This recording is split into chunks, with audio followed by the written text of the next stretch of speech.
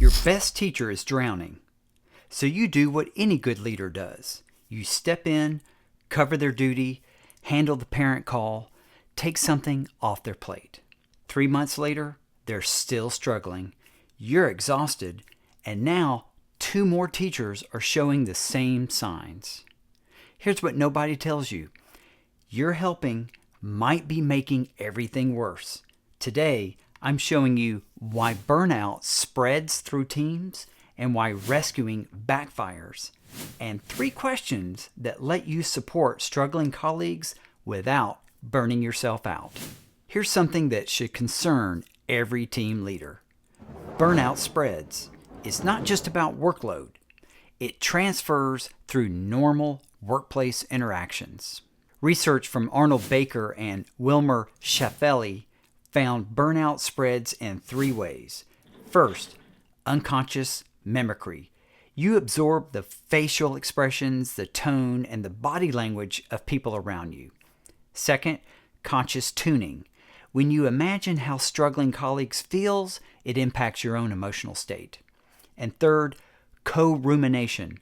Frequently discussing problems with burned out colleagues significantly increases your risk. Here's the stat that got me. 90% of highly burned out workers are in teams where at least half their colleagues are also burned out. And it doesn't stop with teachers. A 2016 study found teacher burnout explains 10% of the variance in students' stress hormones. Your colleagues' burnout isn't just their problem, it's becoming everyone's problem. So what do most leaders do when they see someone struggling? They try to help. And that's where things go wrong. Psychologist Stephen Karpman identified a pattern way back in 1968 called the Drama Triangle. When stress hits a team, people fall into 3 roles. The victim, I can't handle this. Or the persecutor, this is your fault. And then there's the rescuer, let me fix this for you. The rescuer position is dangerous because it looks virtuous. You're helping, right? But here's what's actually happening. When you take over tasks for a struggling colleague, you're doing for them what they could do for themselves. In The Coaching Habit, Michael Bungay Stanier calls this the advice monster. The urge to jump in with solutions, to fix, to rescue. And it creates a predictable cycle. You come from a good place. I'll just handle this one thing. They become dependent.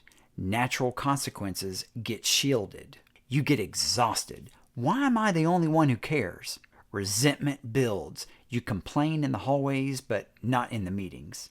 You either withdraw suddenly or flip into persecutor mode. They're unprepared because they never built capacity. Here's the hard truth. If you always fish for them, they never learn to cast their own line. The alternative isn't abandonment, it's coaching. Here's the shift. Instead of solving their problem, you help them solve their own problem. You move from rescuer to coach. They move from victim to creator. The next time a colleague comes to you struggling, before you jump in to fix anything, ask these 3 questions. Question 1. What's the real challenge here for you? This comes directly from Bungay Stanier's work, and here's why it matters. The first problem they mention is rarely the actual problem. Imagine your 4th grade team lead comes to you overwhelmed. The new curriculum is impossible. Parents are emailing constantly, and I'm behind on everything. The old you jumps in, I'll talk to the principal about the curriculum timeline. The new you asks, that sounds overwhelming. What's the real challenge here for you? Is it the curriculum, the parents, or the workload? They pause, they think. Honestly, it's the parent emails. They're eating my entire planning. Now you're working on the actual problem. Question 2. What have you already tried? Here's why this matters. It assumes competence. It honors their professionalism. And it surfaces what hasn't worked, which tells you both where to focus. Rescuing sounds like, here's what you should do. Coaching sounds like, what have you already tried? What happened? They might say, I've been responding to everything immediately, and it's not sustainable. Now you both see the pattern. And question 3, simple. How can I help? This is Bungay Stanier's lazy question. It's lazy because it lets them do the thinking. And here's the key.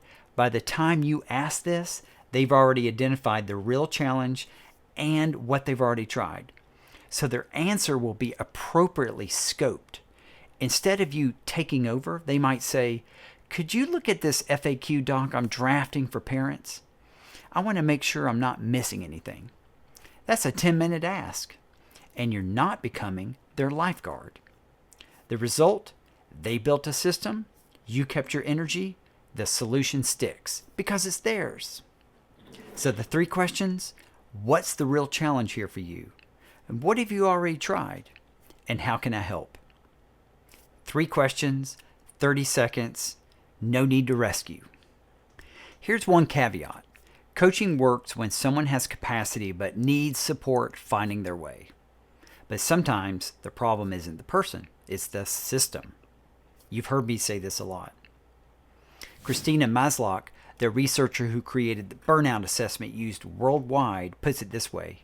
You can't just treat the cucumber if it's sitting in a barrel of vinegar that turns everything into pickles. If your whole team is drowning, coaching one person won't fix it. You need to look at the system. So a common question to ask yourself is, how many initiatives are active? How much overhead is eating your collaborative time? I made a video on this exact topic. It's called Stop Drowning, the 3-project rule that transforms school teams. If you're seeing burnout across your team, not just one person, start there. Link is in the description. When one team member burns out, the team's response determines whether it stays one person's struggle or becomes everyone's crisis. Burnout is contagious. Your instinct to rescue feels helpful, but creates dependency. The alternative? Coach, don't rescue. Ask questions before you act. Support without taking over. This week, notice if you feel the urge to jump in and fix something for a colleague. Ask one of these 3 questions and see what happens.